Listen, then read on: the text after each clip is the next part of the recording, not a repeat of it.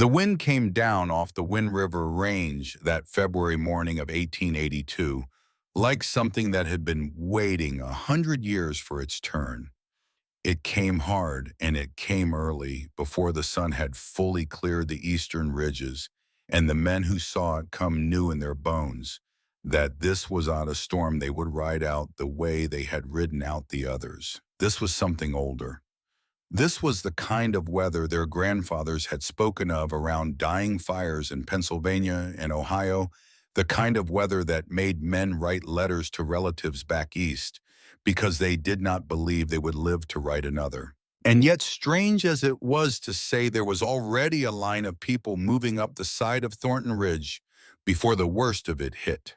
A slow, staggering line bent against the wind, wrapped in horse blankets and quilted coats, dragging sleds loaded with children and old people and whatever small stores of food they had been able to grab. They moved toward one place and one place only. A single narrow cabin at the top of the ridge, 3 rooms stacked one above the other like a stairway toward heaven, a single thin column of white smoke rising from its chimney into the iron-gray sky. They were walking toward Elijah Thornton. But that is where this story ends. It begins 6 years earlier in the fall of 1876 at the edge of a grave. The ground had frozen solid 2 days before, and Elijah had spent the better part of a full night breaking it with a pickaxe by lantern lawn because his father had asked to be buried under the tall black pine behind the cabin, and his father had never asked for much of anything in his life, and Elijah was not about to deny him the last thing. He worked alone. There was no one else to help him.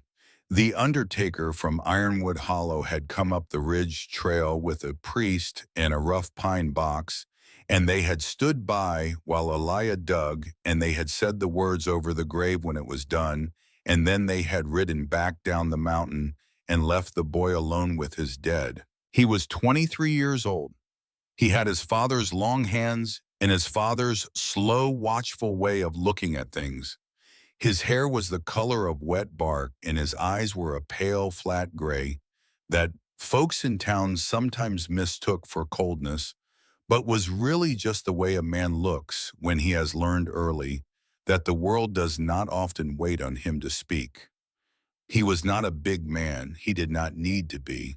He was built the way good tools are built, with nothing wasted and nothing missing. He stood by his father's grave until the stars came out. The wind was coming off the high country by then, and his hands had gone past cold into that strange numbness that feels almost warm, and he did not move. He was thinking about a lot of things, and he was thinking about nothing at all. He was thinking about his father's hands, the way those hands had shaped wood for 40 years in a valley that never once had said thank you.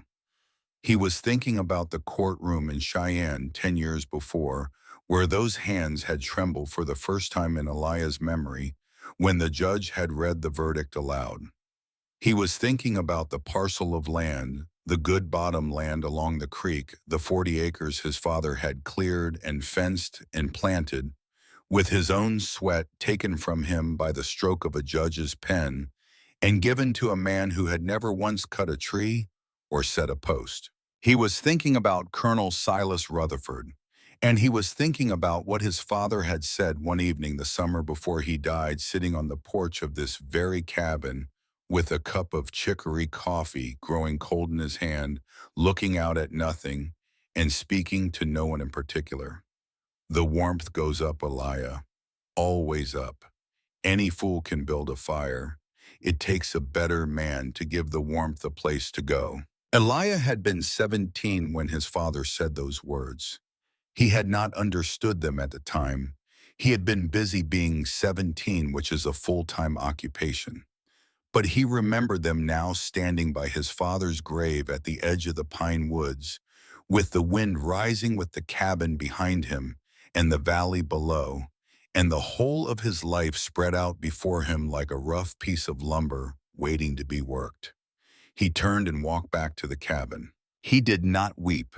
He did not weep then, and he did not weep at any time in the days and weeks that followed, And there were men in Ironwood Hollow who would later say that was strange, that was unnatural, a boy who does not weep for his father.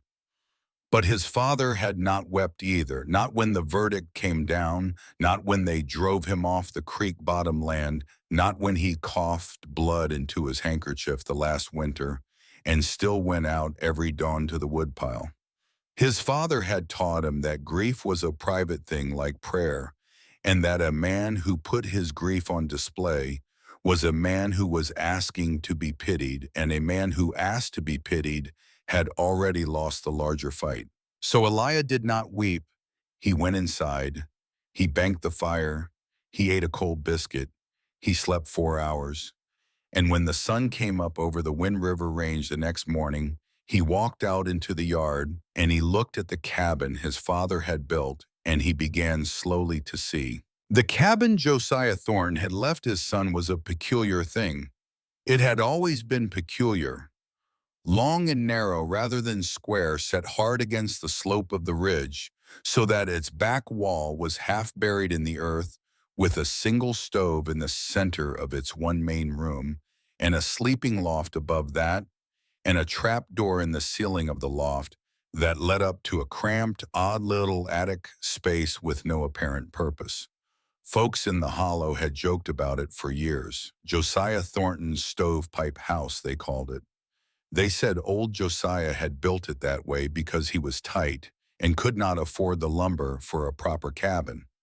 They said he had built it that way because his mind was not right, because the Thorntons had always been a little off, because a man who spent 40 years shaping wood for other folks developed strange notions about how things ought to be shaped for himself. What nobody in the hollow had ever bothered to ask, because nobody in the hollow had ever bothered to learn anything from Josiah Thornton about anything, was this simple fact. Josiah Thornton's cabin was warmer than any other cabin in Ironwood Hollow. Warmer by a long measure.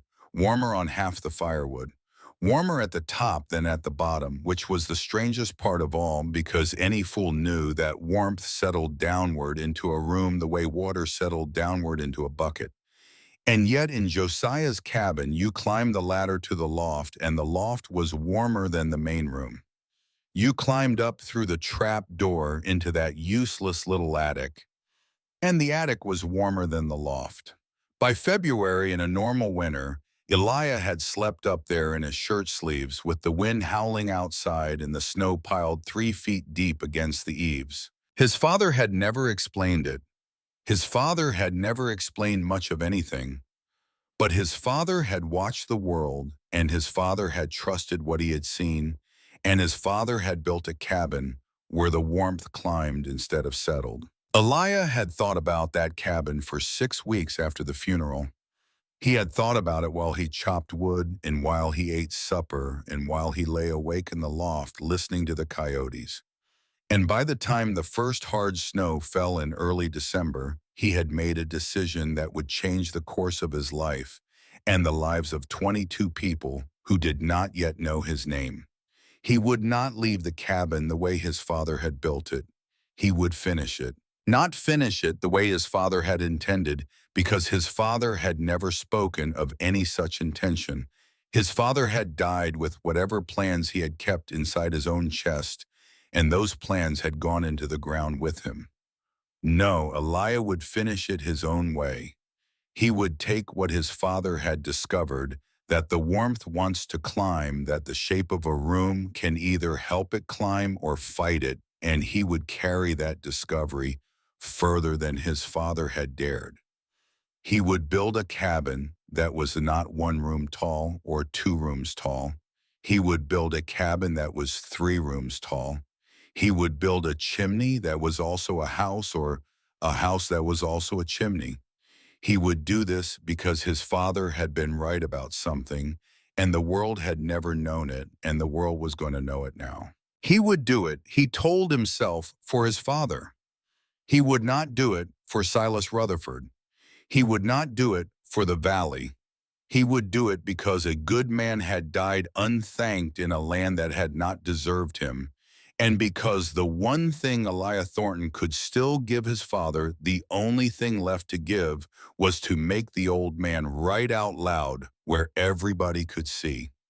That was the first winter. Elijah did not touch the cabin that first winter. He spent it watching. He watched the stove. He watched where the heat went when he opened the trap door and where it went when he closed it. He watched the snow drift against the north wall and the south wall, and he measured the differences with a stick of charcoal on the inside of the door frame. He hiked up into the limestone bluffs in January, and he watched the way warm air came out of the old cave mouths, how it rose in visible curls against the freezing outside air, how the caves themselves were warmer at the back and at the top than at the mouth. He watched birds. He watched how the chimney swifts clustered high in the old stone silo, and how the warmth from their bodies gathered at the very peak and not at the floor where you would expect. He watched everything that summer and fall, and by the time the snows came again in late 1877, he was ready to begin. He took a single sheet of coarse brown paper and he pinned it to the wall of the main room with 4 nails, and he drew. He drew for a full week, not the cabin as it stood, the cabin as it would become. He drew 3 rooms stacked, each one slightly offset from the one below, so that the whole structure stepped back into the slope like a staircase cut into the hillside. He drew vent shafts, narrow, exactly 3 inches across. He had measured that. He had watched stovepipes and he had watched flues, and he had done the math in his head the way his father had taught him. And 3 inches was the number he had arrived at. Too wide, and the heat would rise too fast and cool before it warmed the room above.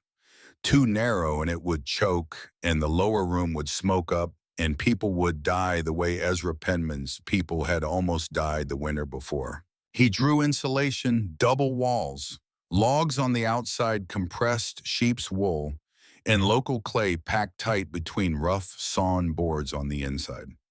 He had learned about the sheep's wool the summer before from a Basque shepherd passing through with his flock, a quiet old man named Mateo who spoke very little English, but who had watched Elijah working on his fence and had stopped to help, and who had said as they sat drinking water in the shade of a cottonwood wool young man, "Wool is warm even when it is wet.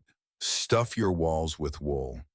My grandfather's house in the mountains of Spain was warm with wool for 300 years. Elijah had not forgotten. He drew a stove, a single stove, not a raging blaze of a stove, because a raging blaze sent most of its heat straight up the chimney and out into the sky where it did no one any good.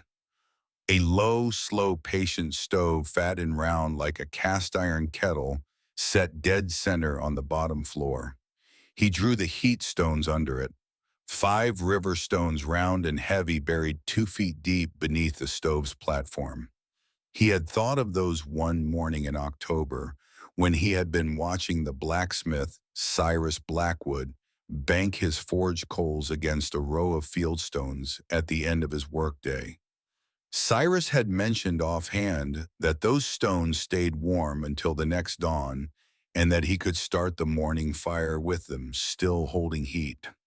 Elijah had stood in the forge for an hour after Cyrus had gone home that day, staring at those stones, and then he had walked the 3 miles back up Thornton Ridge in the cold, and he had drawn the first sketch of the heat well that very night. He drew the draft bleed. That was the last thing he drew. He did not draw it in the original plan. He added it later in the spring of 1878 after the first trouble. But for now, in that winter of 1877, the plan on the wall was 3 rooms stacked, vented, insulated, fed by a single low stove, and 5 heat stones, and his father's 40 years of quiet watching. On the 12th of December, 1877, Elijah Thornton began to build. He built alone. He did not ask for help, and none was offered. He cut his own timber from the pines on the north face of the ridge, and he skidded the logs down with a mule he had bought for $8 from a Mormon family passing through in October, and he squared them with an adze his father had carried since Pennsylvania. He worked in every kind of weather. He worked in snow to his knees and in winds that made his eyes water and his beard freeze. He worked until his hands cracked and bled and healed and cracked again, and he wrapped them in rags and he kept working because there was nothing else to do, because winter was coming back in 12 months and he meant to be ready. The cabin, as it had been his father's original stovepipe house, he did not tear down. He could not bring himself to. Instead, he built around it. He raised the second story first, offset a few feet to the north with its floor 6 inches above the ceiling of the main room, and with a vent shaft cut through the gap between them, lined with a hollow oak log he had bored smooth with a red-hot iron. He built the third story above the second the same way. He built each level smaller than the one below, so that the finished structure tapered toward the top like a stone cairn on a windy peak. The roof he pitched sharper than any roof in the hollow, so the snow would slide off and not pile up and crush the frame. By the first week of September 1877, the shell of it was up. The whole valley had seen it by then because it rose above the tree line of the ridge, and you could see the bare timber silhouette from the main road 2 miles below. Folks started driving their wagons out of their way just to pass the base of Thornton Ridge and crane their necks at the thing Josiah's boy was building up there. That was when the laughter began. It began slow, the way most laughter in frontier towns begins, with a joke or two in the back of the mercantile, with a joke or two at the counter of the Rusty Anvil saloon. Have you seen what that Thornton kid is building up there? Going to cut his head on the ceiling if he ain't careful. Going to tip over in the first good gust. Going to freeze to death in a house shaped like a chimney. It was not mean laughter, not at first. It was the kind of laughter frontier men used to fill silences, the kind that meant no real harm. But then the laughter reached Colonel Silas Rutherford, and the laughter turned. Silas Rutherford was 58 years old in the fall of 1877. He stood 6 feet tall, and he carried himself like a man who had stood in front of cannon fire and had not flinched, which was true in a manner of speaking.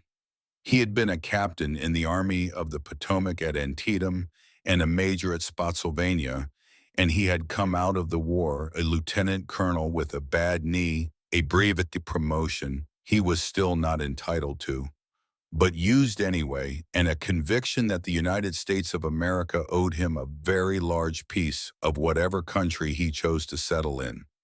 He had chosen Ironwood Hollow.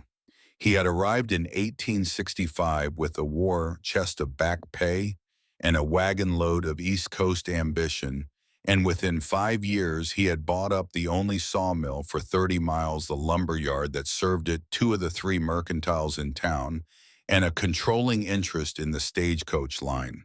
By the time Eliah Thornton was born, Silas Rutherford owned most of what mattered in the hollow, and what he did not own, he leaned on. Silas Rutherford had hated Josiah Thornton for reasons that nobody in the valley had ever fully understood, because nobody in the valley had ever had the courage to ask.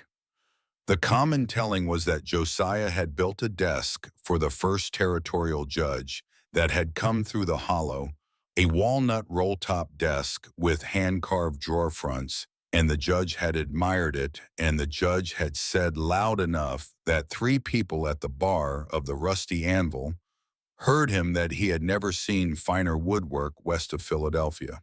And Silas Rutherford, who owned the sawmill that had cut the lumber, had stood there smiling and had said, "Yes, sir, that is our local craftsmanship. We are proud of it." And the judge had said, "The craftsmanship is your carpenter's, colonel, not yours. You supplied the board. He supplied the art." It was not a large thing. It should not have mattered. But Silas Rutherford had carried it, and he had chewed on it, and he had fed it in the dark private places of his mind. because Silas Rutherford was a man who could not abide being second at anything, and especially not second to a silent Norwegian carpenter in a valley he had already decided was his. In 1866, he had found his pretext: a surveyor's error, a deed filed wrong back east, a boundary line that could be argued either way if you had enough money and a friend on the territorial court. Silas had both. He had brought suit. He had won. He had taken 40 acres of the best bottom land in the valley from a man who had cleared it with his own hands. And when Josiah Thornton had come to the sawmill to speak to him about it afterward, man to man, Silas had refused to come out of his office. He had sent word out through a clerk, a message Josiah had not shared with his wife and had never spoken of afterward, and had carried with him Eliah believed to his grave. That message was this: tell the carpenter to go home. Tell him a man who cannot hold his own land does not deserve the name of man. Tell him he has no business in this valley, and if he is wise, he will leave it. Josiah had not left.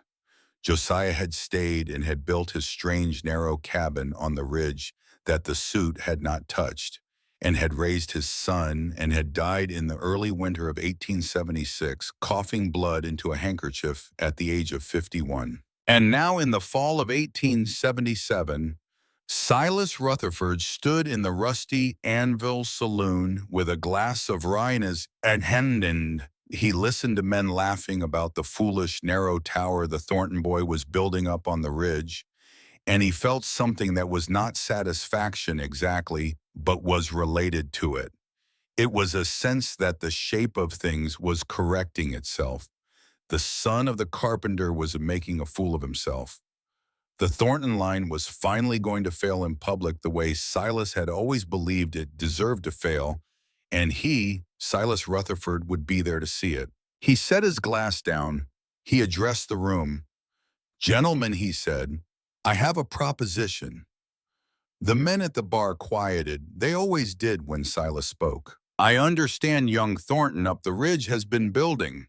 I have been up to see it myself. It is what you might charitably call a tower, and what you might less charitably call a chimney without a fireplace. It will not stand a hard winter. It cannot. The wind will take it. The snow will pile on that foolish roof, and the whole stack will come down like a bad hand of cards. Now I will say this: I do not wish the boy ill. His father was a decent enough carpenter in his time. I only wish to see the thing tested before he kills himself in it." The men waited. Silas took his time. "I propose a wager," he said at last. "A wager between myself and young Thornton. The terms to be this: if his tower stands the winter of 77 through 78 intact, and if it holds heat as he claims it will, I will, on the first Sunday of the following spring, return to the Thornton family the parcel of land that a territorial court returned to me in '66. I will sign the deed in front of the congregation at Methodist services. I will make it right by the letter of it." There was a small gasp in the room. The oldest regulars at the Rusty Anvil knew what land he meant. Everyone knew. But Silas said, raising a finger, "If the tower fails, if it falls, if it burns, if it leaks heat, the way any sensible building does, then Eliah Thornton will sign a paper. I will have prepared in my attorney's hand, and in that paper he will renounce all Thornton claim to any land in this valley, past, present, or future. And he will leave the hollow before the 1st of June, and he will not return to it, and the Thornton name will be finished in Wyoming territory." The silence in the saloon was not a small silence. It was the kind of silence that settled in like weather. A man at the back of the room, an old mule skinner named Wendell Fry, who had known Josiah and had liked him, cleared his throat. "That is a hard bet, Colonel." "It is an honest bet," Silas said. "And the boy is a man grown. He can take it or leave it." "He will take it," said Cyrus Blackwood from the corner. He had been quiet until then. He was a big man, the blacksmith, with forearms like hams and a face that did not often show what it was thinking. He will take it, and I will tell you why. Because that boy is his father's son, and his father would have taken it, and there is a piece of ground in this valley that has a Thornton sweat in the dirt, and the boy knows where it is. Silas smiled. It was not a warm smile. It was the smile of a man who has been dealt exactly the cards he hoped for. Then we have an accord, he said. I will ride up the ridge tomorrow with 2 witnesses, and I will put the thing to the young man in writing. He did. Silas Rutherford rode up Thornton Ridge the next morning with 2 witnesses, which was to say 2 of his own employees, and he stood in the yard of the half-finished tower cabin, and he watched young Eliah Thornton come down from the scaffolding on the 3rd level with sawdust in his hair and adze chips on his boots, and he read out the terms of the wager in a voice trained on parade grounds. Eliah listened without speaking. He did not ask questions. When Silas was finished, Eliah wiped his hands on his apron, and he walked to the cabin door, and he came back out with a stub of charcoal and a flat piece of pine board, and he said, "Write it down." Silas had already written it down. He handed the paper to Eliah. Eliah did not read it. He signed his name at the bottom in large, careful letters. His father had taught him to sign his name like that. A Thornton signs plain, Josiah had said once. A Thornton does not flourish. A Thornton's name is the same on a contract as it is on a grave marker. Silas took the paper back. He tipped his hat. He rode away. That night in the main room of the old cabin under the unfinished shell of the new one, Elias sat alone at the table, and he looked at the door for a long time, and then he said out loud to no one, "I will not leave you here alone, Pa." And then he went to bed. The first winter of building, the winter of 1877 to 1878, Eliah finished the shell. The walls went up. The roof went on. The 3 rooms stacked like stairs above the original cabin frame, and by February of 1878, he was working on the interior ceiling, packing the walls with the compressed wool he had traded a mule's worth of hay for from a Basque shepherd down in the Green River country, sealing every seam with pine pitch he rendered himself in an iron kettle over the outdoor fire. It was during that first winter that the first trouble came. It came on a moonless night in late January. Eliah was up in the 3rd level laying floorboards by lantern light when he heard a sound he should not have heard, a sound that did not belong, a sound that was not the wind and was not the settling of the timber and was not the mule in the lean-to. It was a scraping sound against the north wall of the bottom level. He doused the lantern. He took down his father's old Sharps carbine from the pegs above the door, and he loaded a cartridge in the dark, and he went down the interior ladder, slow, 1 rung at a time, listening. When he reached the bottom level, he heard it more clearly. 2 voices, low, men, cursing quietly in the dark. The scraping was the sound of them pulling a small pile of wood shavings up against the base of the north wall. The kind of thing a careful man does when he wants a cabin to catch slow and clean and not draw attention until it is too late. Elias stood very still. He could have opened the door. He could have fired a shot into the ground to run them off. He could have shouted the names of the 2 men he was already certain they were, because there were not many voices in Ironwood Hollow, and he knew the one doing most of the cursing belonged to a drifter named Bo Mercer, who was on Silas Rutherford's payroll for odd jobs and had been for years. He did not do any of those things. He stood very still. He listened. He let them finish their work. He heard the soft whoosh of a match and the soft crackle of shavings catching, and he heard the 2 men step back to admire their handiwork, and he heard one of them say low but clear, "That'll teach the little Thornton bastard to take the colonel's money." Then he heard them leave. He waited a full 30 seconds after their footsteps had faded. Then he opened the door and walked calmly out into the snow, and he kicked the little pile of burning shavings apart, and he stamped it out with his boots, and he stood in the winter dark for a long while after and watched the steam rise off the scorched snow.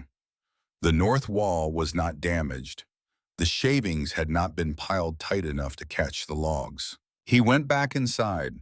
He climbed back up to the third level. He did not finish the floorboards that night.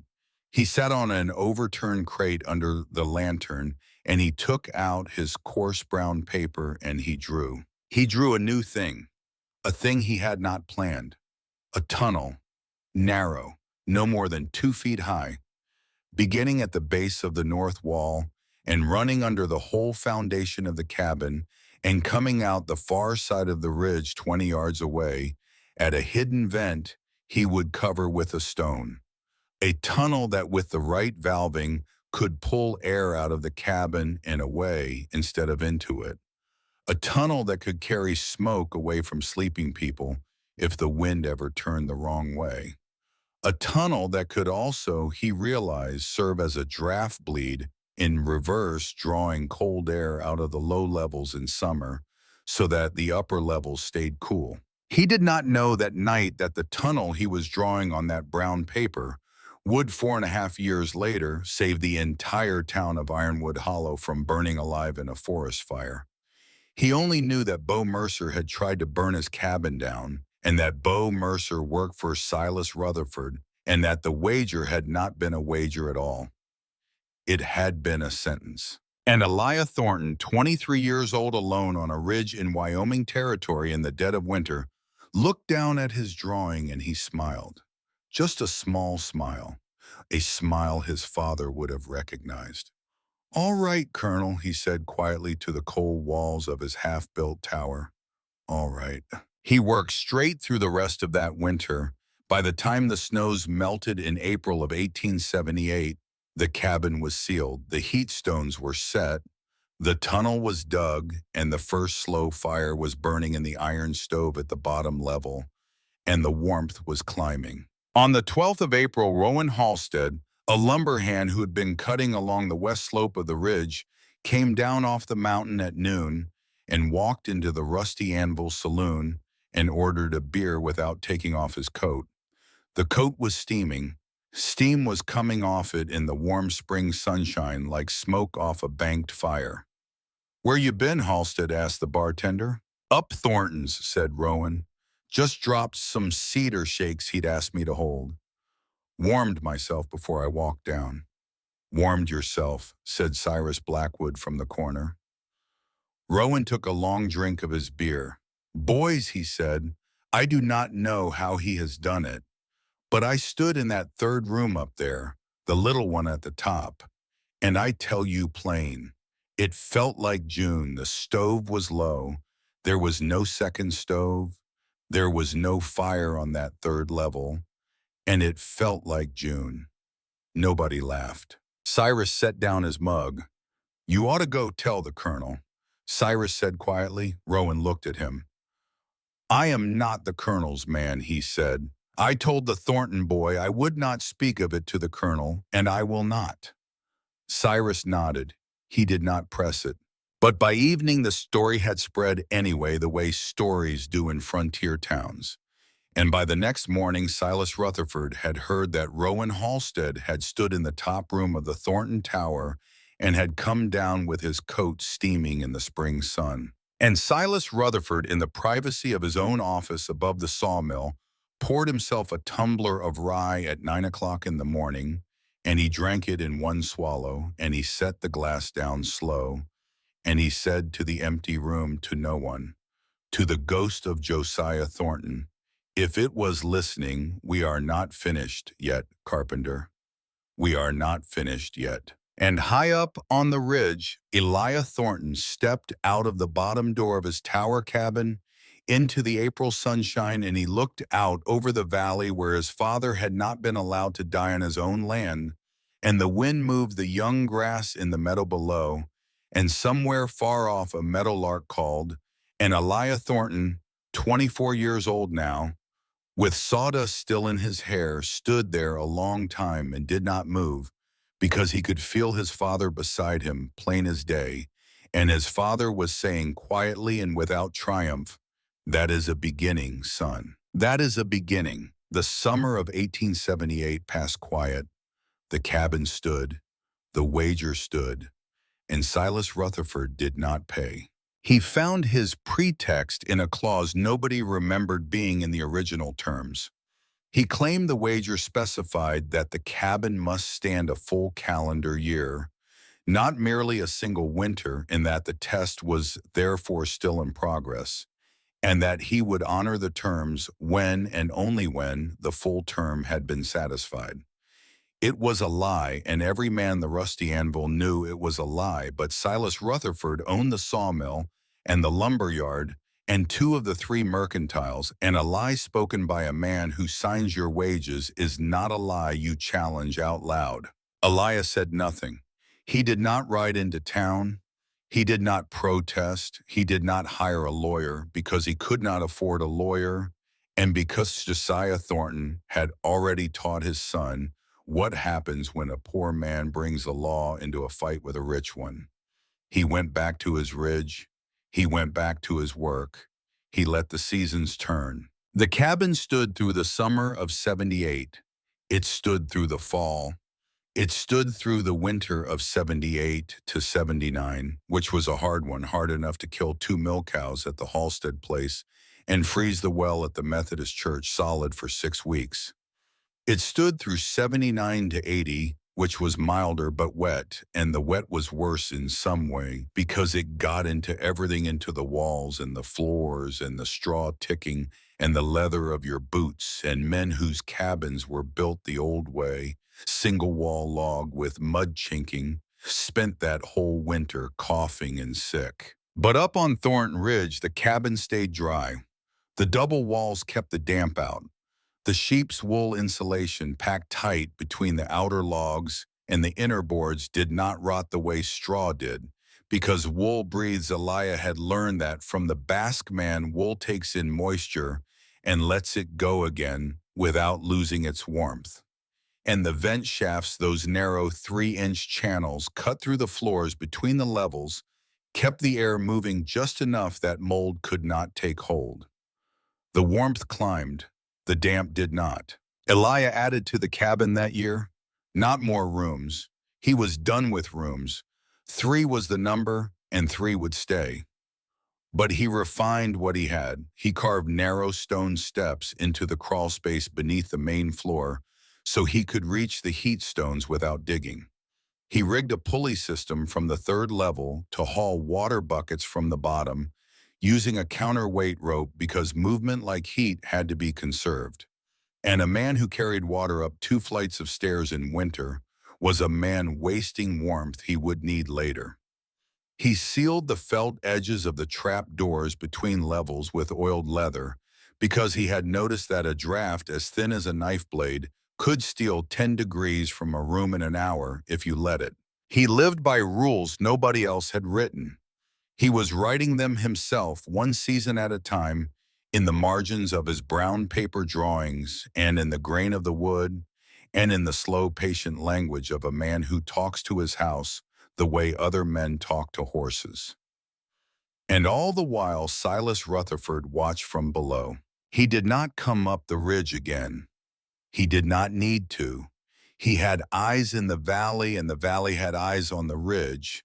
And every time Eliah came down for nails or salt or flour, word reached the colonel within the hour. But there was nothing to report. The boy came down. The boy bought what he needed. The boy went back up. He did not speak of the wager. He did not speak of the land. He did not speak of his father. He barely spoke at all. Horace Whitmore, who ran the general store, was the one man in town who dealt with Eliah on something approaching regular terms. Horace was 51, round-bellied, mild-mannered, a man who had come west from Ohio to sell dry goods and had ended up selling everything from horseshoes to coffin nails. He was not a brave man. He was not a fool. He occupied the narrow ground between those two things with the skill of a man who has spent his whole life there. One spring morning in 1880, while Elia was loading a sack of cornmeal onto his mule, Horace leaned across the counter and said quietly enough that no one else in the store could hear, "That chimney cabin of yours, Thornton. How does it stay so warm?" Elia looked at him. He had his father's eyes, that flat gray gaze that seemed to look through you and past you and at something behind you all at the same time. "Heat rises," he said. "I just gave it room to climb." Then he loaded his mule and left.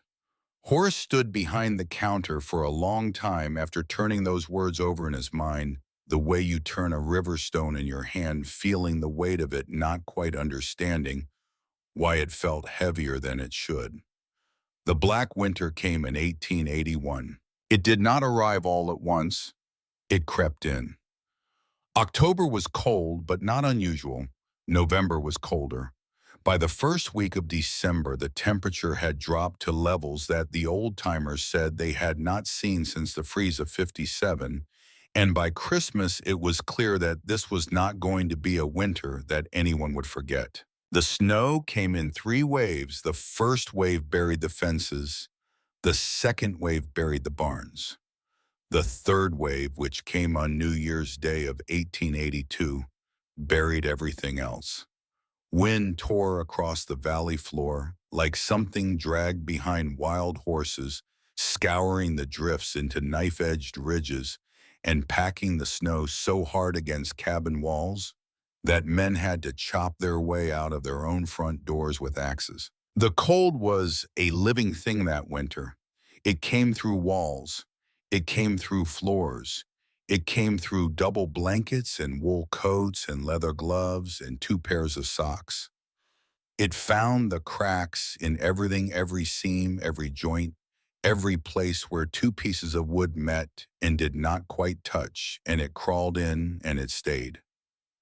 By the second week of January, Ironwood Hollow had lost 6 people. The first was old Ezra Penman, who froze in his sleep when his stovepipe cracked and his fire died, and nobody found him for 3 days. The second and third were the Lambert twins, 2 boys 7 years old, whose mother had wrapped them in everything she had and put them to bed in the loft and gone down to tend the fire. And when she came back up, the loft was cold and the boys were not breathing.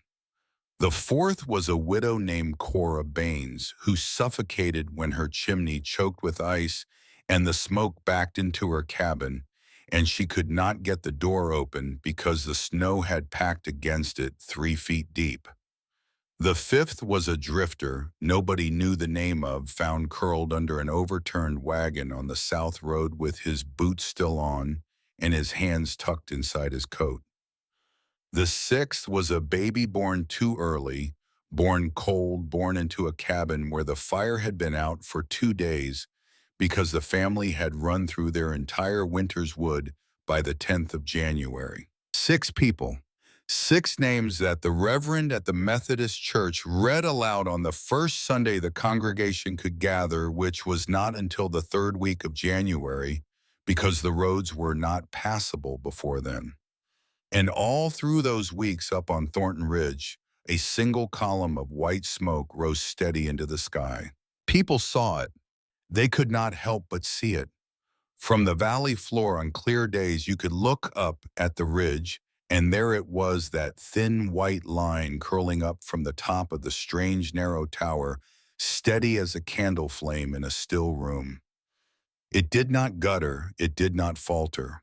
It rose and rose day after day, week after week, while chimneys down below cracked and choked and went dark. Nobody said anything about it out loud, not at first, but things began to appear at the foot of Thornton Ridge. Bundles of split firewood knotted with twine left at the base of the trail where Elia would find them when he came down. Cloth sacks with biscuits and dried meat and matches. A jar of blackberry preserves with no note. A pair of heavy wool socks, hand-knitted, tied to a fence post. Quiet offerings.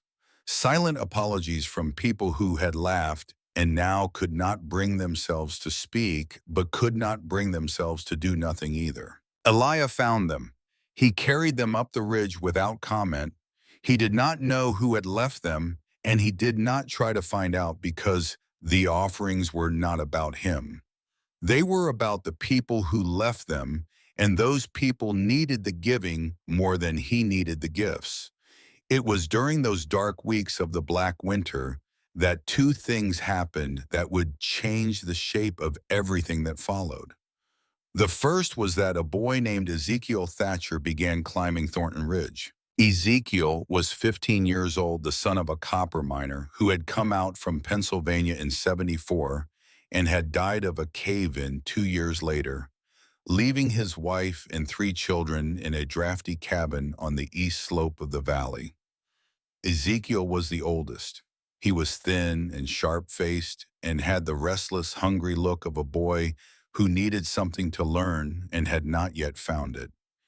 He had heard the stories about the chimney cabin. Every boy in the hollow had heard the stories, but Ezekiel was the only one who acted on them. He climbed the ridge trail in early February alone without telling his mother, in boots that were too big and a coat that was too small. He did not knock on Elijah's door. He stood in the yard and he looked at the cabin and he walked around it slowly and he put his hand against the outer wall of the bottom level and held it there. It was warm.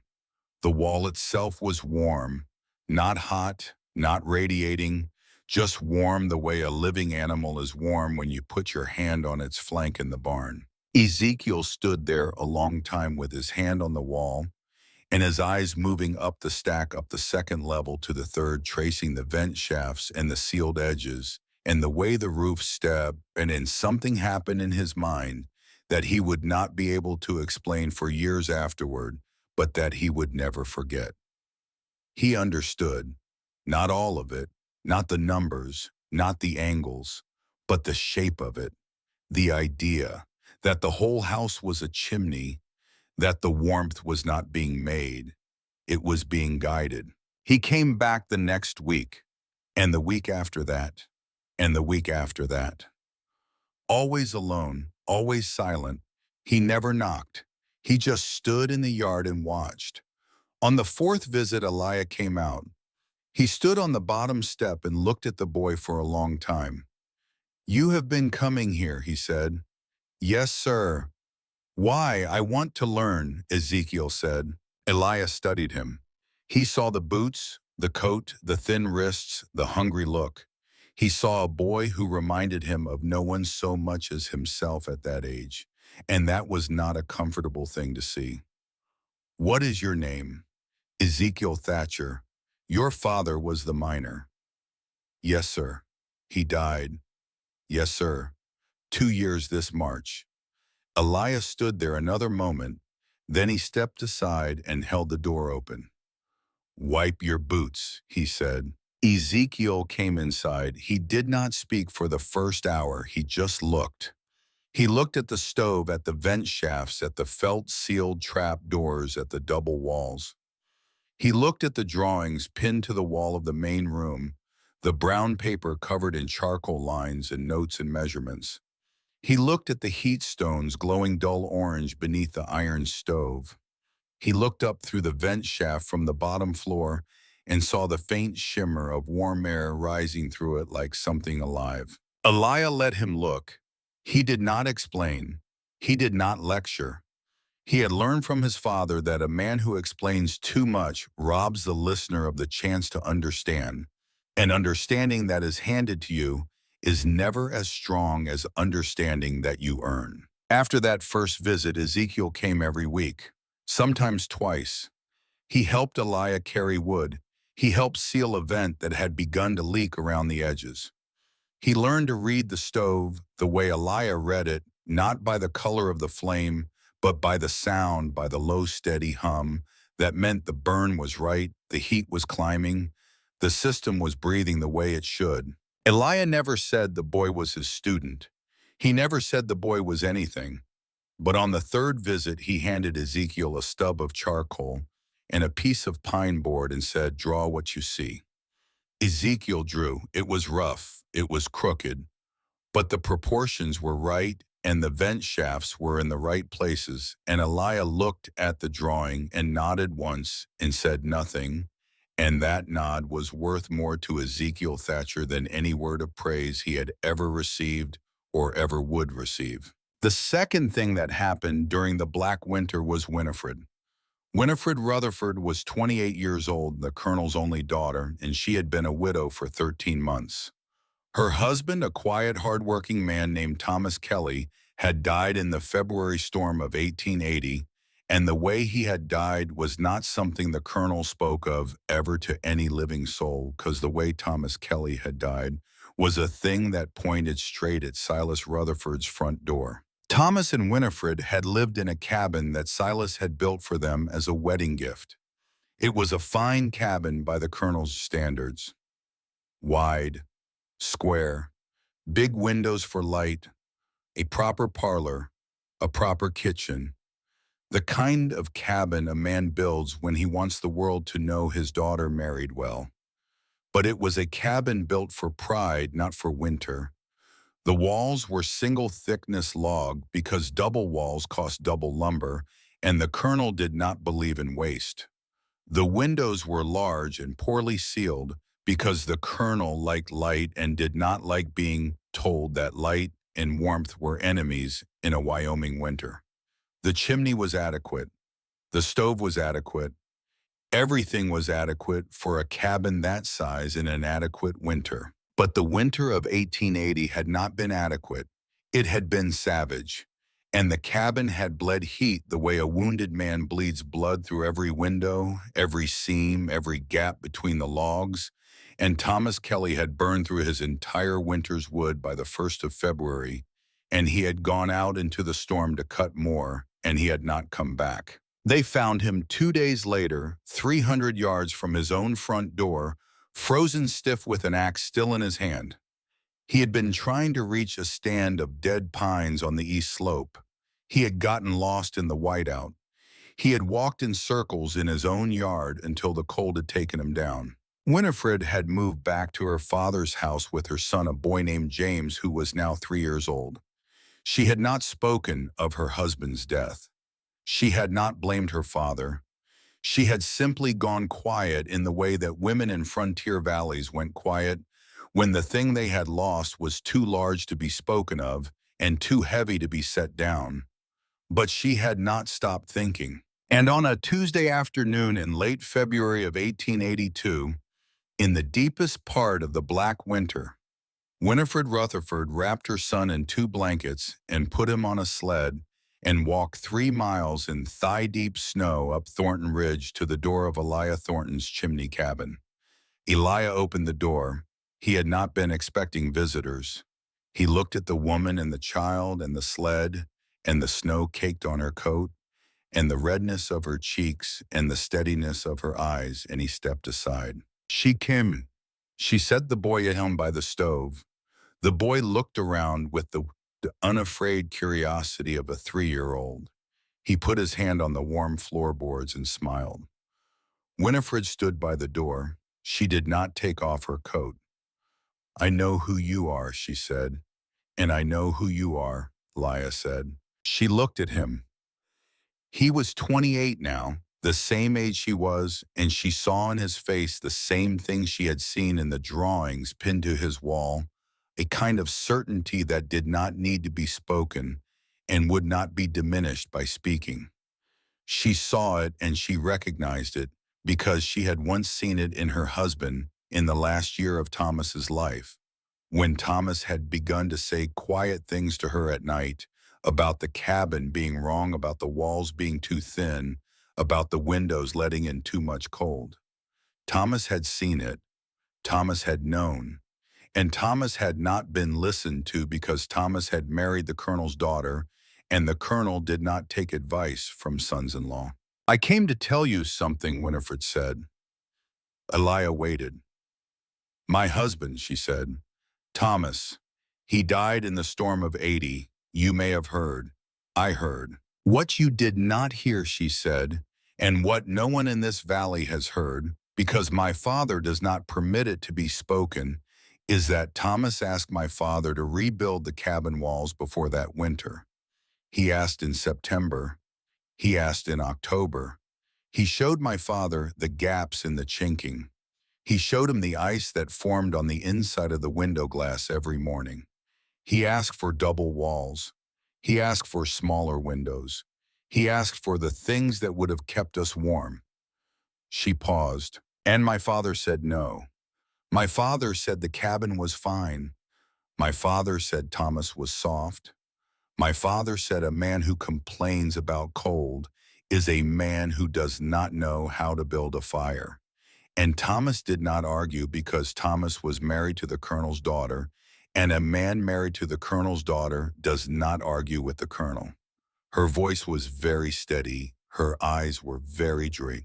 Thomas went out for wood on the 1st of February because we had burned through everything. We had burned through it because the cabin bled heat through every wall. He went out into the storm and he did not come back, and my father has never said one word about it. Not one word. He rebuilt the cabin after the thaw, sealed the windows, double-walled the north side, did everything Thomas had asked him to do in September, and he did it in April, and he did it in silence, and he has never once spoken my husband's name since the funeral. She looked at Elia. I came to tell you this because you should know what you are standing against. It is not a wager. It is not about land. My father cannot bear to be wrong. He cannot bear it the way most men cannot bear pain. And when he is wrong, when the evidence stands right in front of him, he does not change. He attacks the evidence. He attacked your father. He attacked my husband. And he will attack you, Mr. Thornton, because your cabin is the loudest evidence this valley has ever seen. And my father can hear it from his office window every time he looks up at this ridge. Elia was quiet for a long time. Why are you telling me this, he said. Because my son is 3 years old, she said, and I want him to grow up in a valley where a man can build something right without being punished for it. She picked up her boy. She wrapped him again. She moved toward the door. One more thing, she said. She turned back. My father will not stop. Not until your cabin falls, or until he does. He sent men to burn it once. I know because I overheard them talking. He will send them again, or he will find another way. Be ready, Mr. Thornton. I am ready, Elia said. She nodded once. She walked back into the snow. He watched her go down the trail until she disappeared into the white, and then he closed the door and stood for a very long time with his back against it and his eyes closed, and outside the wind screamed against the double walls and did not get in. The weeks that followed were the hardest of the Black Winter. February 1882 was brutal in a way that felt personal, as if the weather itself had taken sides. The temperature dropped, and then it dropped further, and then it went to a place where numbers did not matter anymore, because the numbers had all run out. Men stopped going to the mercantile because the road was not passable. Families that had been barely hanging on began to fail. The Hollister cabin on the South Fork ran out of wood on the 9th of February, and the family broke up their own furniture to burn.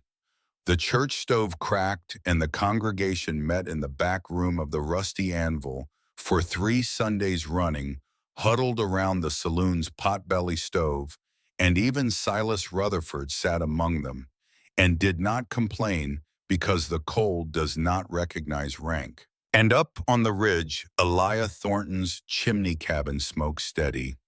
Cyrus Blackwood rode up the ridge one afternoon in mid-February, ostensibly to deliver a repaired hinge that Elia had left at the forge in November. In truth, Cyrus wanted to see the cabin for himself. He had heard the stories. Every man in the hollow had heard the stories, but Cyrus was the kind of man who did not believe in stories until he had put his own hands on the thing being storied about.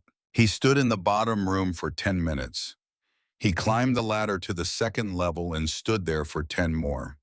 He did not go to the third level because Elijah had not offered, and Cyrus Blackwood was a man who understood boundaries.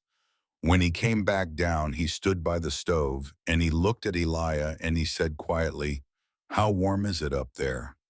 "The top." Elijah thought about it. "I sleep in my shirt sleeves," he said. Cyrus nodded slowly. He looked at the stove. It was burning low, not hot, just a steady, patient hum. The coals banked and glowing, the iron warm to the touch, but not scorching. A fire you could tend all day on half the wood a normal cabin would need. "Your daddy would be proud," Cyrus said. Elijah said nothing. He handed Cyrus a cup of coffee. Cyrus drank it, nodded once, put the hinge on the table, and rode back down the ridge. That night, Cyrus Blackwood went home, and he looked at his own cabin, his own single-story, single-walled, wide-windowed cabin, where his wife and 3 children slept under 4 blankets each and still woke with frost on their eyebrows. And he began to think, but it was too late for thinking.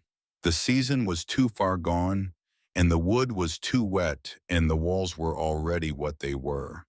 There was nothing to be done until spring, and spring was a long way off. The storm that broke the valley arrived on the 4th of March, 1882.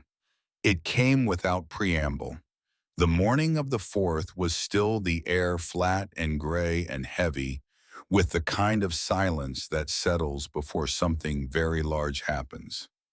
Elijah came out of the bottom door at dawn and stood in the yard and looked at the sky and felt the weight of it on his shoulders and knew. He went back inside. He checked the stove. He checked the vent shafts. He checked the felt seals on every trap door.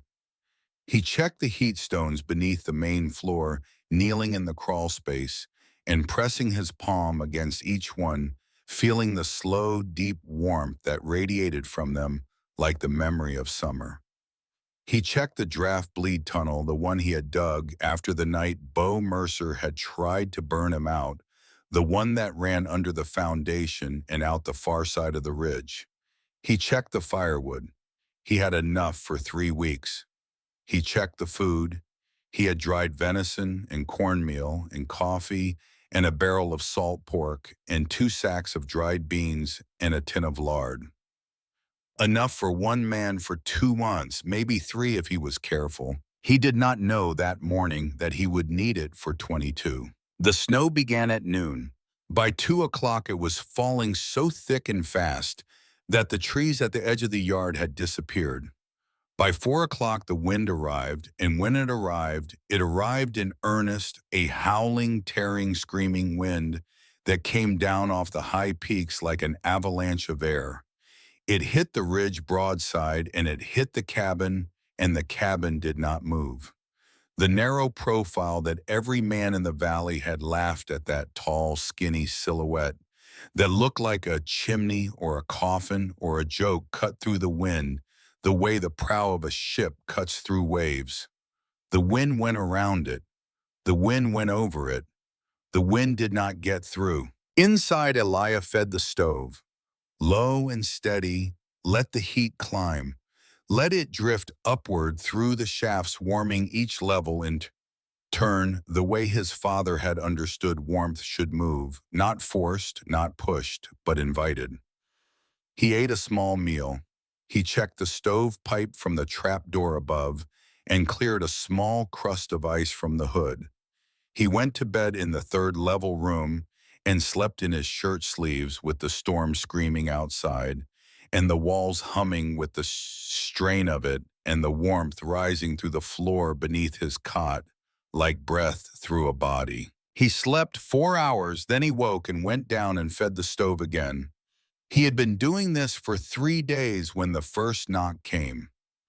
It was not a knock exactly. It was a pounding. A slow, desperate pounding on the bottom door, the kind of sound a fist makes when the fist has lost most of its feeling and the arm behind it is running on nothing but will. Elijah opened the door. Prudence Ashcroft stood in the snow. She was 71 years old and she weighed perhaps 100 pounds, and she had walked a mile and a half uphill through chest-deep snow in a blizzard. Her face was the color of old wax. Her lips were blue. Her eyes were open, but they were not seeing clearly, and her hands hung at her sides like things that no longer belonged to her. She did not speak. She could not. She simply fell forward across the threshold, and Elijah caught her, and he dragged her inside, and he closed the door against the wind. He stripped her frozen coat. He wrapped her in wool. He put her beside the stove, and he fed her broth from a pot that he kept warm in a brick-lined well beside the fire. One of his own inventions, a ring of fire bricks buried deep that held the heat of the stove and kept liquid warm all day without needing a flame under it. An hour later, two more came, then three. Then a family of five, the father carrying the youngest child against his chest inside his coat. The mother stumbling behind the older children, roped together at the waist so they would not lose each other in the white. They came because of the smoke. In all of Ironwood Hollow, in all the miles of valley and ridge and timber, there was only one chimney still producing smoke that could be seen from a distance. One thin white column rising above the storm like a signal fire. They followed it. They followed it the way sailors follow lighthouses, the way lost men follow voices in the dark, because there was nothing else to follow, and because the alternative was to stay where they were and die. By the end of the first day of the storm, 12 people were inside Elijah Thornton's chimney cabin. By the end of the second day, there were 18. By the evening of the third day, there were 22. Men and women and children, soaked and frozen and coughing and afraid, packed into the bottom room of a cabin that had been built for one man and was now holding 22, and the stove was burning, and the warmth was climbing, and the walls were holding, and every person in that room was alive. Elijah did not sleep for the first 2 days. He could not. There was too much to do. He fed the stove. He rationed the food. He organized the people, not with commands, not with speeches, but with the quiet, steady competence of a man who knows what needs to be done and does it. He gave everyone a task. The men carried wood from the outer stack he had built along the east wall of the bottom level. The women melted snow for drinking water. The older children sorted kindling into the boxes. Elijah had built shavings in one twigs, in another finger-thick splits, in a third the system he had devised years before, and that now in the press of 22 lives, depending on a single fire, functioned like a machine. He fed the children first, then the mothers, then the old, then the men. He did not eat. On the afternoon of the third day, Elijah Thornton collapsed. He was standing by the stove reaching for the damper handle when his vision went white and his knees buckled, and he went down hard onto the plank floor and did not get up. His body had been awake for 60 hours. His hands were shaking.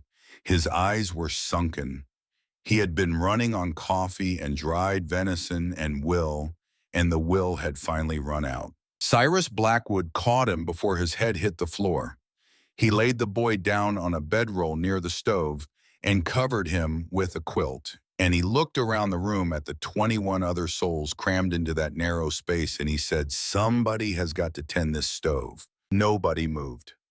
Not because they were unwilling, because they were afraid. The stove was not a regular stove. It was the heart of a system none of them understood, and they had all seen Elijah tend it with the precision of a watchmaker, and none of them trusted themselves to touch it. "I will do it." The voice came from the corner near the door. Ezekiel Thatcher stood up. He was 15 years old, and he was small for his age, and his coat was too big, and his boots were held together with twine. He had arrived alone on the second day of the storm, having walked the ridge trail from the east side of the valley in conditions that should have killed a boy twice his size. He had not said much since arriving. He had simply found a corner and sat in it and watched Elia the way he always watched Elia, the way a student watches a teacher when the student knows that everything being done matters and nothing should be missed. I know how Ezekiel said. Cyrus looked at him. The blacksmith's face was doubtful. Boy, he said, I know how Ezekiel said again. He keeps the burn low, not hot. He lets the heat drift. He lets it climb. The damper stays at half. The ash stays in the pan because it holds heat. The kindling goes in order: shavings first, then twigs, then splits. The oak goes in last only when the burn is clean. I have watched him do it 100 times. I can do it. Cyrus looked at the other men. Nobody spoke. Nobody had a better answer. Go ahead then, son Cyrus said. Ezekiel Thatcher stepped up to the stove. He opened the firebox door. He looked at the coals. He reached into the kindling box and he pulled out a handful of cedar shavings and he laid them on the coals, the way Elia laid them, not tossed, not scattered, but placed each shaving positioned to catch the ember beside it, to build the heat in steps to let the fire breathe. The shavings caught, he added twigs. The twigs caught. He added a split of dry pine finger-thick set crosswise to create a draft channel beneath. The fire began to hum, not roar, hum. That low, steady, patient sound that Elia had taught him to listen for, the sound that meant the burn was right. Ezekiel adjusted the damper, half open. He checked the ash pan.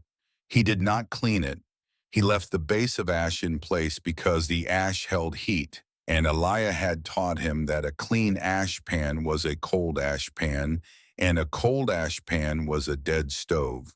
The fire burned. The heat climbed. The vent shafts pulled the warmth upward through the second level and into the third, and the cabin breathed, and the 22 people inside it breathed with it. Ezekiel Thatcher tended that stove for 6 hours. He did not sit down. He did not eat. He checked the vents every half hour the way he had seen Elia check them, running his hand along the edges of the shaft openings to feel for leaks, tapping the felt seals to make sure they were tight. He fed the fire in small increments, never too much, never too fast. Let the heat climb. Those were the words Elia had said to him, the first real lesson, and Ezekiel held them now the way a man holds a rope in a flood.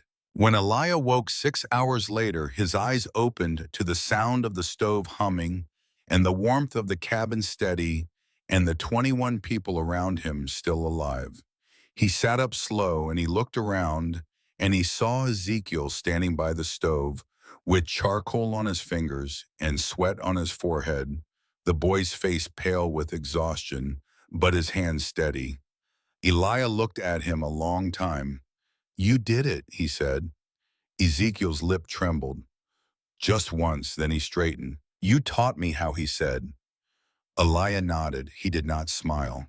But something moved behind his eyes, something that had not been there before, something that looked like the first time in his life that he understood why his father had kept building in a valley that never said thank you. He stood up. He took the stove back. Ezekiel sat down in the corner and fell asleep in 30 seconds, and the boy slept for 12 hours and nobody disturbed him. On the evening of the fourth day, the storm still howling, the door took another pounding. Elia opened it. Winifred Rutherford stood in the snow with her son James in her arms. The boy was 3 years old and his face was gray and his body was limp. Winifred's coat was torn at the shoulder. Her hair was wild with ice. Her eyes burned with a light that was beyond fear and beyond exhaustion and had entered some territory that only mothers know. Elia pulled her inside. He took the boy. He carried James up the ladder to the second level where it was warmer and laid him on a bedroll and wrapped him and held his hands. The boy stirred. He was alive, but barely. Winifred sat on the floor, the bottom level among the others. and she shook for a long time before she could speak. When she spoke, she said, "My father is still at the house." Elijah looked at her. "He would not come," she said. "I begged him. I told him James would die. I told him the stove was out. I told him the chimney had iced over and the wood was soaked and there was nothing left to burn. And he said he would rather freeze in his own house than crawl to a Thornton for help. He said a Rutherford does not beg," he said. She stopped. She could not say the rest. Cyrus Blackwood, sitting against the wall with his arms around his own wife, said it for her. He said he would die first. Winifred nodded. The room was very quiet. Elijah looked at the door. He looked at the storm beyond it. He looked at the 22 people in his cabin, and at the boy upstairs who was still not fully warm, and at the stove that needed tending, and at his own hands that were still shaking from the 60 hours he had already spent keeping all of them alive. He looked at Winifred. "How far?" he said. 3 miles, she said. "Straight down the ridge and across the creek bottom." Elias stood there a long time. Then he said, "Ezekiel." The boy woke instantly. He was on his feet before his eyes were fully open. "You have the stove," Elias said. Ezekiel looked at him. He did not ask where Elias was going. He did not need to. He simply nodded and moved to the firebox and opened the door and checked the coals. Elias pulled on his coat. He took the rope. He took the lantern. He looked back at the room full of people who were watching him with something on their faces that he had never seen directed at him before, and that he did not have a name for, not then, not for years afterward, although the rest of them knew exactly what it was. He opened the door. The wind hit him. He leaned into it. He stepped out. And the door closed behind him, and Ezekiel Thatcher stood by the stove and fed the fire, and the warmth climbed, and the people waited. The walk down Thornton Ridge that night was the longest 3 miles of Elias Thornton's life. The snow was chest deep in the open stretches, and the wind came at him from the northwest in long, tearing gusts that knocked him sideways and filled his eyes with ice and stole his breath before he could draw it. He had tied the rope around his waist and looped it once around his left hand. Not for safety, there was nothing to tie the other end to out here, but because a man with a rope in his hand is a man who believes he is going somewhere, and belief was the only fuel he had left. The lantern lasted 20 minutes. Then the wind found the glass and cracked it, and the flame went out, and Elias was walking in the dark with nothing to guide him but the slope of the ground under his boots and the direction of the wind against his right cheek. He knew this ridge the way his father had known it, every gully, every outcrop, every place where the deer trail cut north and the old logging road cut south. He did not need to see. He needed to keep moving. He fell twice. The first time he went down into a drift that swallowed him to his armpits, and he had to claw his way out on his belly, dragging himself forward by his elbows, the way a man drags himself through mud. The second time he tripped over something buried in the snow, a fence post or a fallen branch, and he went down hard on his left knee and felt something shift in the joint that would hurt him for the rest of his life. He got up. He kept walking. He reached the creek bottom at the base of the ridge sometime after midnight. He could not see the creek. It was buried under 4 feet of snow and ice. But he could feel the flatness of the ground change, and he knew by the way the wind behaved that he had crossed from the sheltered east face of the ridge onto the open valley floor, and now the wind had nothing to break against, and it came at him full force, a solid wall of moving air and ice that pushed him backward 3 steps for every step he took forward. He put his head down. He leaned into it. He walked. The Rutherford house was dark. He had expected that. The chimney was cold. He had expected that too. What he had not expected was the silence. In a storm like this, a house makes noise. It creaks. It groans. It protests against the weight of snow on its roof and the pressure of wind on its walls. But the Rutherford house was silent, and that silence was worse than any sound Elia had ever heard, because silence in a house in a storm means the house has stopped fighting. He found the front door blocked by a drift that reached the top of the frame. He went around to the side. The kitchen door was clear enough to force open, and he put his shoulder into it and shoved, and the door gave, and the cold that came out of that house was not the cold of a building that had lost its fire. It was the cold of a building that had become part of the storm. The air inside was the same temperature as the air outside. There was no difference. The house had surrendered. Elia found him in the parlor. Colonel Silas Rutherford was sitting in a straight-backed chair beside the cold stove with his hands on his knees and his chin on his chest. He was wearing his old Union Army coat, the one with the brass buttons and the frayed collar, and in his right hand resting on his thigh was a Colt revolver that he had carried since Spotsylvania. His eyes were closed, his lips were blue, his skin was the color of old tallow. Elia knelt beside him. He put his ear to the old man's chest. For a long time he heard nothing.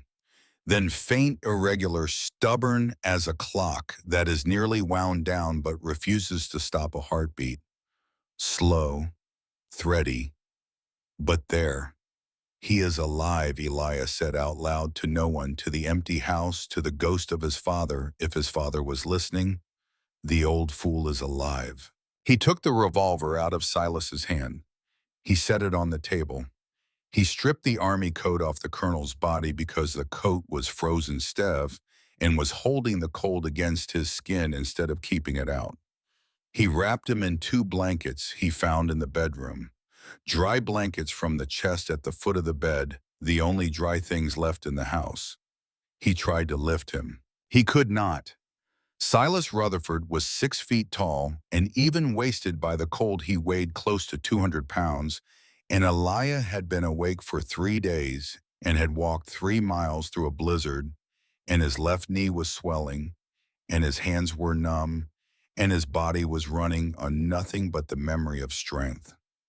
He sat on the floor beside the chair for a full minute. He breathed. He closed his eyes. Then he stood up and he bent down and he got the colonel across his shoulders the way he had watched men carry injured mules out of mine shafts when he was a boy. And he straightened his legs and his knees screamed and his back made a sound he could hear. And he stood and he walked to the door. The walk back up the ridge took almost 3 hours. He did not remember most of it afterward. He remembered the weight. He remembered the wind. He remembered the moment, perhaps halfway up, when he fell for the 3rd time, and the colonel slid off his shoulders into the snow, and Elia lay there face down in the drift and thought very clearly and very calmly, I cannot do this. I am going to die here with this man on my back, and nobody will find us until the thaw. He lay there for maybe 30 seconds. Then he heard something. Not a sound from outside. A sound from inside, a voice. His father's voice, or what his father's voice had become in the years since Josiah Thornton had been put in the ground beneath the black pine on Thornton Ridge. Get up, the voice said. You are not done. Elia got up. He got the colonel back onto his shoulders. He walked. He came through his own door just before dawn. Ezekiel was there. The boy had the door open before Elia reached it because Ezekiel had been watching from the bottom window for 4 hours, and the stove was burning and the cabin was warm, and the people inside were awake and waiting. They laid Silas Rutherford on the floor beside the stove. Winifred fell to her knees beside her father and put her hands on his face and said his name over and over, the way you say the name of someone you are trying to call back from a long way off. His eyes did not open. His breathing was shallow, but his heart was still beating and the warmth of the stove was beginning to reach him, and Cyrus Blackwood wrapped him in another blanket and put heated stones from the fire well against his feet and his hands, and slowly, very slowly, the color began to return to his face. Elijah did not see any of this.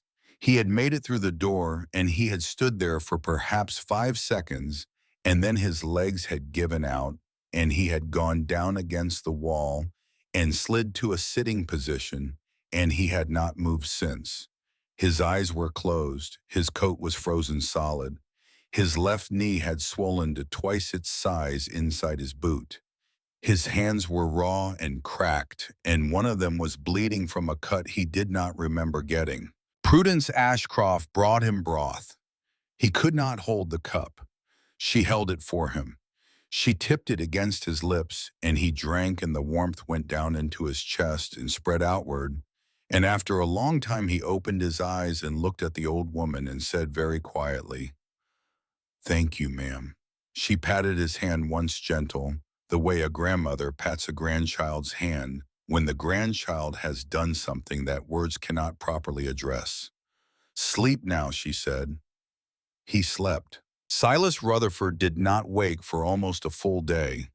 When he did, it was the evening of the 5th day of the storm, and the wind had begun to slacken, and the snow had thinned from a wall to a curtain, and you could see, if you pressed your face to the small window pane on the south wall, the faint blue suggestion of a sky beyond the clouds. The colonel opened his eyes. He did not move. He lay on his back on the floor of the bottom level of Elijah Thornton's chimney cabin, wrapped in blankets that were not his, warmed by a stove that was not his, surrounded by people he had spent 30 years thinking of as his inferiors. He looked up at the ceiling. He looked at the vent shaft cut through it, the narrow 3-inch channel through which warm air was rising quiet and steady into the room above. He watched the faint shimmer of heat in that shaft for a long time. Then he turned his head and he looked at his daughter. Winifred was sitting beside him with her son James asleep in her lap. Her face was drawn and pale, but her eyes were clear. "Winifred," he said, his voice was a ruin. "I am here, Papa. The boy, James, is fine. He is sleeping." Silas closed his eyes again. A long time passed. The people in the cabin were quiet. Nobody pretended not to be listening, because there was no room to pretend in a cabin that held 23 souls, but nobody stared either. They gave him what privacy could be given in a space where privacy did not exist. "Where am I?" Silas said at last, although he already knew. "You are in Elijah Thornton's cabin," Winifred said. "He carried you here." Silas did not open his eyes. "Carried me 3 miles through the storm. On his back." A long silence. "Where is he?" Winifred looked across the room. Elijah was sitting against the far wall, awake now, a cup of coffee in his hands. His face was hollowed out with exhaustion. His left leg was stretched out straight in front of him, the knee wrapped in strips of cloth that Prudence Ashcroft had cut from a petticoat. He was looking at the stove, not at the colonel. "He is here," Winifred said. Silas opened his eyes. He turned his head. He looked at Elijah across the room. 23 people were in that cabin. Every one of them was awake. Every one of them was watching. And every one of them would remember what happened next for the rest of their lives. Silas Rutherford looked at Elijah Thornton for a very long time. And then slowly, with the effort of a man who is moving something much heavier than his own body, he sat up. Winifred tried to help him. He waved her off. He sat up on his own, and he leaned back against the wall, and he drew a breath that rattled in his chest, and he spoke. "I have something to say," he said. He did not raise his voice. He did not need to. The cabin was small, and the silence was large, and every ear in the room was tuned to him like strings on a fiddle. "I have something to say, and I will say it once, and I will not say it again, because I do not have the strength to say it twice." He looked at Elijah. "Your father," he said, "Josiah Thornton, was the finest carpenter I ever knew. I knew it the day I met him. I knew it every day after. And I hated him for it because I had come west to be the first man of this valley, and a man cannot be first if another man is better at the one thing that matters out here, which is building something that lasts. He stopped. He breathed. The room did not move. I took his land, Silas said.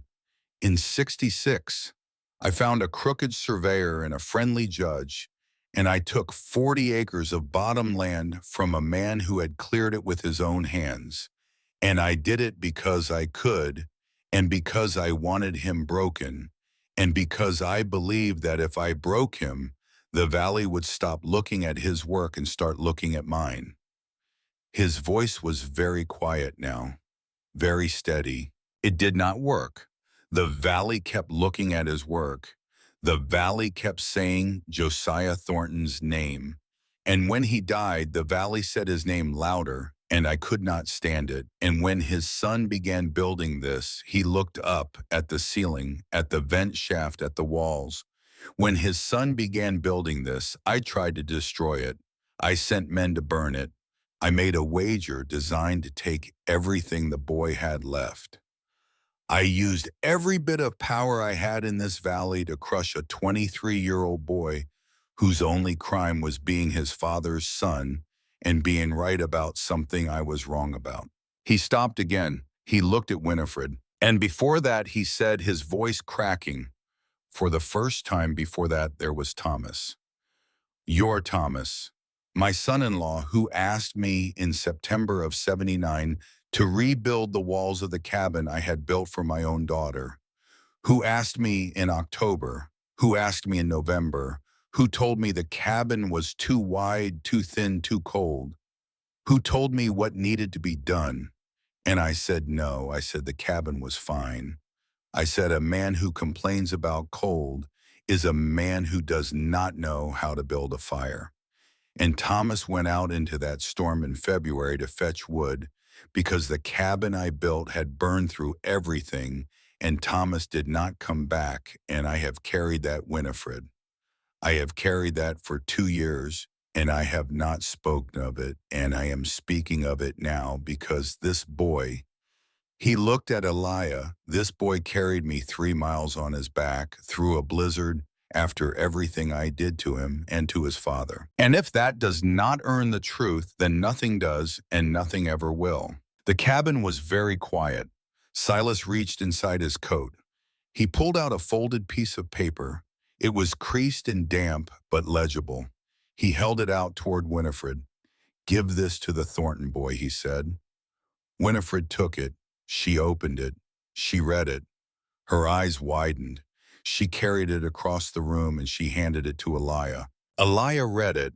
It was a deed transfer, handwritten, dated that morning, which meant Silas had written it before the storm, before he had sent Winifred and James away, before he had sat down in his chair with his revolver and his army coat and waited to die.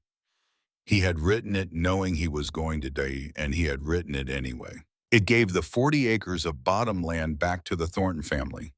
It was signed in Silas Rutherford's hand, witnessed by no one, legally imperfect, but written in ink that was still dark and clear. Eliah looked at it for a long time. He looked up at Silas. He did not say thank you. He did not say anything about the land. He said only one thing: my father would have forgiven you. Silas closed his eyes. A single tear ran down the side of his face and disappeared into the blanket beneath his head. I know, he said. That is the worst part. The storm ended on the 7th day. The sun came out on the 8th. And on the 9th day, the people began to leave, one family at a time, walking back down the ridge into a valley that had been scoured and buried and broken by the worst winter anyone in Wyoming territory could remember. 3 cabins had collapsed. 2 had burned. The church steeple had snapped. Livestock lay frozen where they had stood. The mercantile's roof had caved in under the weight of snow. Ironwood Hollow looked like a place that had been visited by something old and angry and thorough. But 23 people were alive who should not have been. 23 people who had been warmed by a single stove in a single narrow cabin built by a single young man who had given the heat a place to climb. The weeks that followed were hard, but they were different. Men who had laughed at the chimney cabin did not laugh anymore.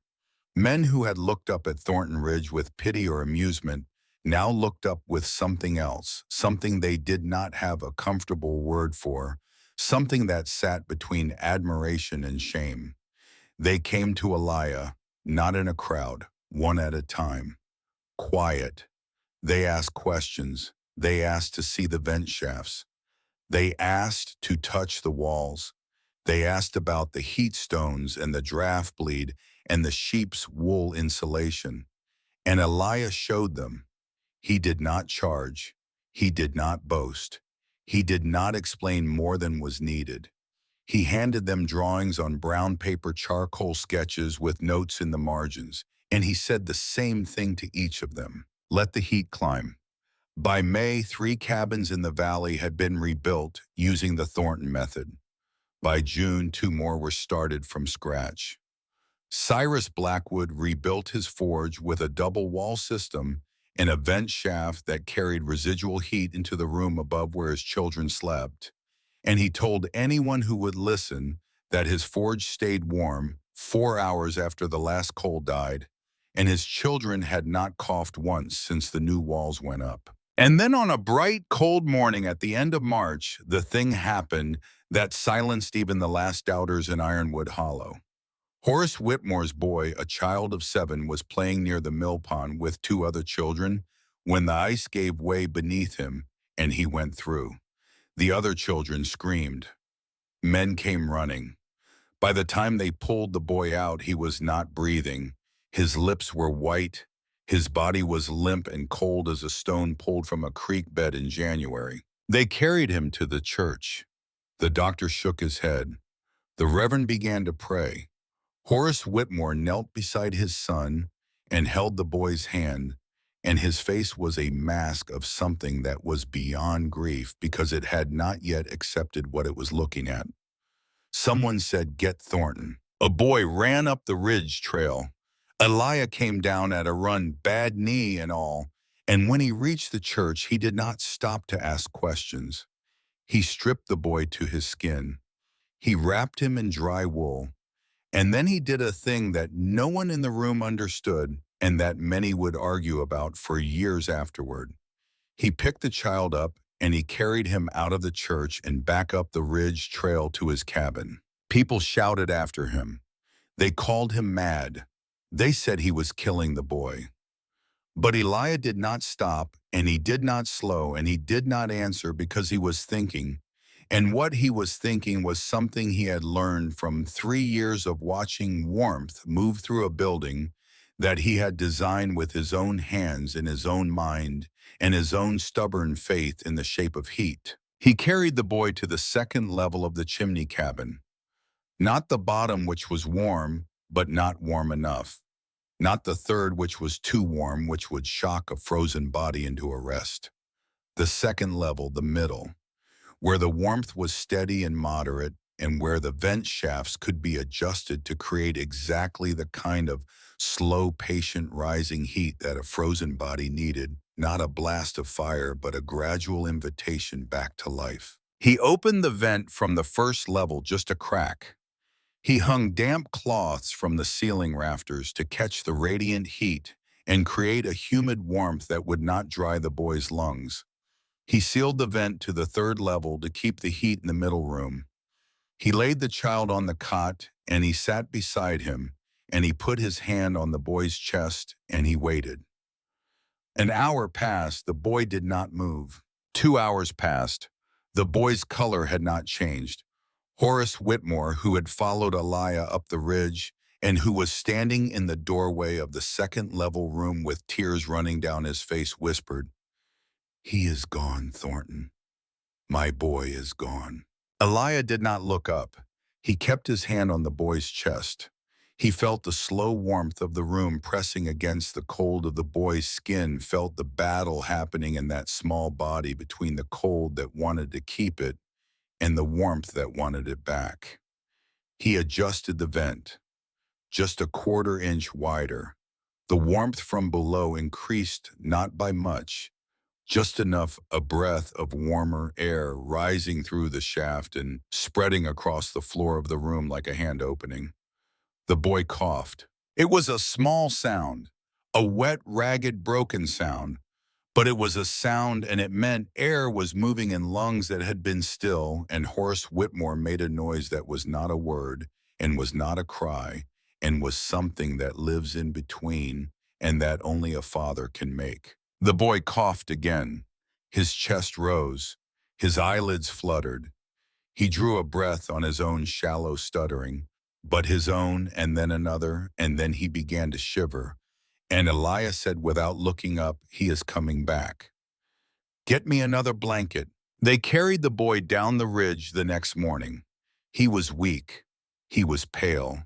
But he was breathing and his eyes were open and he was alive. And when Horace Whitmore set his son down in his own bed in his own cabin and covered him with quilts, he stood there for a long time looking at the wall of his house, and then he walked outside and he began to tear the north wall apart with his bare hands, because he was going to rebuild it the way Elijah Thornton had shown him, double-walled, insulated, sealed.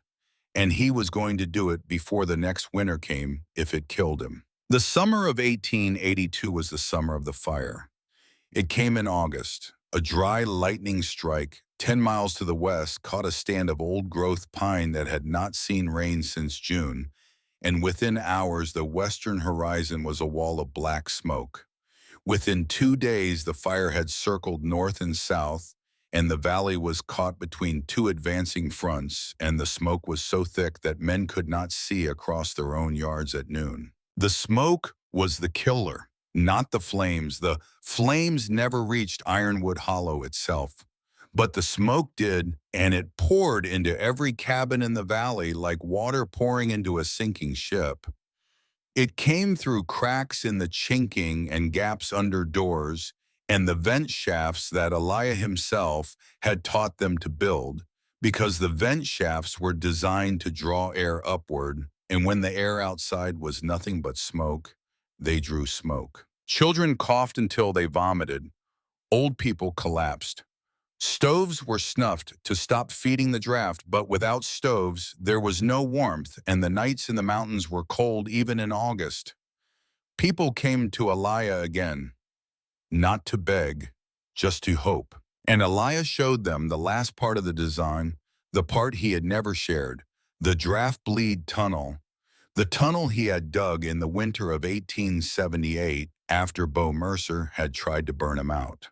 The tunnel that ran beneath the foundation of the cabin and came out the far side of the ridge through a hidden stone vent. He explained it to Cyrus Blackwood first because Cyrus had the tools and the crew to dig. He explained it simply. The tunnel creates a reverse pull, he said. When you seal the upward vents and open the tunnel, the air pressure inside the cabin drops, and the smoke gets pulled downward through the base and out through the ground level vent on the far side. It pushes the bad air down and away instead of drawing it up and in. Cyrus looked at him. "You designed for this," he said. Elias shook his head. "I designed for fire," he said, "because someone tried to burn me out once, and I wanted to be ready if they tried again. I did not know it would work for smoke, but it does." Over the next 3 days, with the smoke thickening and the fire creeping closer, Elijah and Cyrus and a crew of 8 men dug draft bleed tunnels beneath 5 of the rebuilt cabins in the valley. They worked around the clock. They dug through rock and root and clay. They lined the tunnels with flat stones to keep them from collapsing. They cut vents through the far walls and covered them with removable stone caps. When the tunnels were finished, they sealed the upward vents in each cabin and opened the bleeds, and the smoke that had been choking the inhabitants rolled backward through the floors and down through the tunnels and out through the stone vents on the downhill side, away from the cabins, away from the sleeping mouths of children and old people. The fire passed.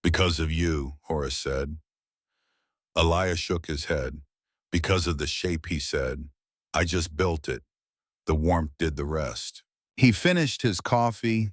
He walked home. He climbed the ridge trail in the late afternoon light with the first snow of the new winter just beginning to dust the tops of the pines, and the valley was gold below him, and the sky was very wide, and he walked the way he always walked, steady, unhurried like a man who knows exactly where he is going and is in no particular rush to get there. Ezekiel Thatcher went up the ridge on the following Sunday as he always did. He carried a sack of dried apples and a new drawing. He had been working on a modification to the vent system that he wanted Eliah to see. He knocked on the bottom door. No answer. He pushed it open. The cabin was warm, not hot, not cold, just warm the way it always was. The steady, patient breathing warmth that Eliah had spent 7 years perfecting. The stove was dark. The fire had been out for some time. But the heat stones beneath the floor were still radiating, and the double walls were still holding, and the air in the cabin was still warm, still rising through the vent shafts into the second level, and the third still climbing, still doing what it had been built to do. Ezekiel climbed the ladder to the second level. Empty. He climbed to the third. Eliah was in his chair, the same chair he had always sat in, the old pine chair his father had built in the first year of the cabin. He was sitting upright. His hands were folded in his lap. On his right knee lay a small framed photograph, the only photograph he owned, a tintype of his mother and father taken in a studio in Cheyenne in 1869, 7 years before Josiah Thornton had died. In his left hand, held loosely against his thigh, was a piece of brown paper folded once. His eyes were closed. His face was still.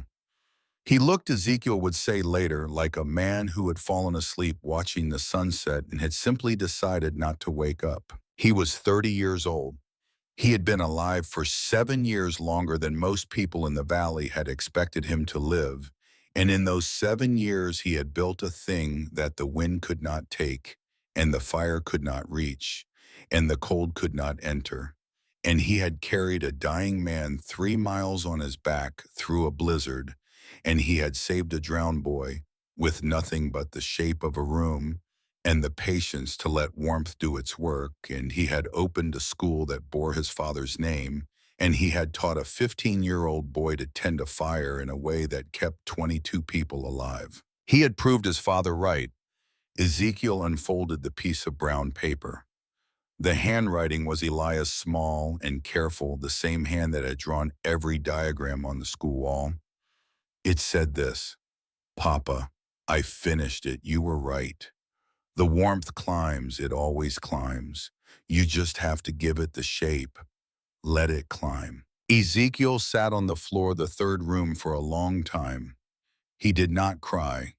He had learned from Eliah that grief was a private thing. But he sat there, and the warmth of the room pressed against him from every side, rising through the floor and the walls and the air itself. And the stove was cold, and the fire was out, and the cabin was still warm. And Ezekiel understood then, in a way he had not fully understood before, what Eliah had been building all along. Not a house, not a system, not even a legacy. A proof. A proof that a quiet man named Josiah Thornton, a carpenter who had been cheated and shamed and driven to his grave by a man who could not bear to be second, had known something true, had seen something real, had understood in his bones that warmth is not a temperature, it is a shape. And if you build the shape right, the warmth will find its way. They buried Eliah Thornton on the ridge beside his father under the tall black pine. The whole town came up the trail. Silas Rutherford's grave was in the churchyard below, but Silas's daughter Winifred climbed the ridge with the others and stood at the back of the gathering and held her son's hand and wept quietly because she understood perhaps better than anyone what had been lost and what had been left behind. Ezekiel Thatcher took over the school. He taught there for 40 years. He expanded it. He brought in students from across the territory, and then from across the state, and then from places he had never heard of, because word had spread, the way warmth spreads slowly upward, outward into every space that would receive it. The chimney cabin stood. Nobody lived there. Nobody would. But nobody would tear it down either. It became a kind of pilgrimage.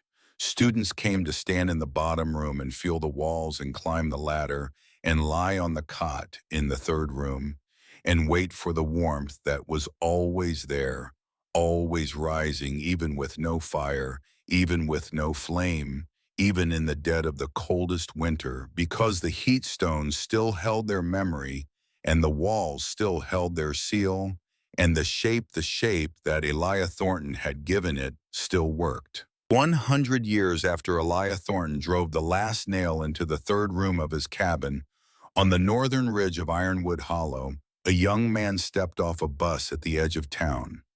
He was wearing the khaki jacket and heavy boots of an architecture student from a university back east, and he had a notebook in one hand and a letter in the other. The letter was from the dean of his school. It directed him to visit the Thornton site as part of a thesis project on passive heat retention in pre-industrial American frontier architecture.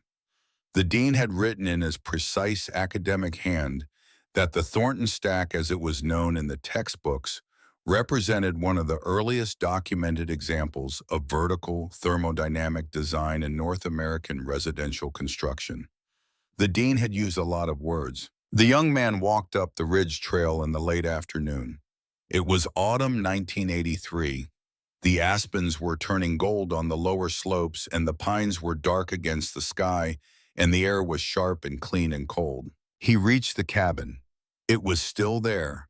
The timber had gone silver gray with a century of weather. Moss crept up the north side of the base wall. The tin hood above the stove pipe had been replaced several times over the decades, and the current one was newer than the rest, bright against the old wood. But the shape was the same. 3 rooms stacked like stairs, each one stepped back a few feet from the one below. Narrow, tall, built like a chimney, built like a prayer. He pushed open the bottom door. It was not locked. It had never been locked. He stepped inside. He stood in the bottom room. He looked at the old iron stove, cold now, cold for 100 years, but still standing in its place at the center of the floor. He looked at the vent shaft cut through the ceiling above it. He looked at the double walls, the outer logs, the inner boards, the gap between them, where if he pressed his face close, he could still smell the faint, dry scent of sheep's wool that had been packed there by a 24-year-old man in the winter of 1877. He put his hand against the wall. It was warm, not hot, not radiating, just warm. The way a living thing is warm.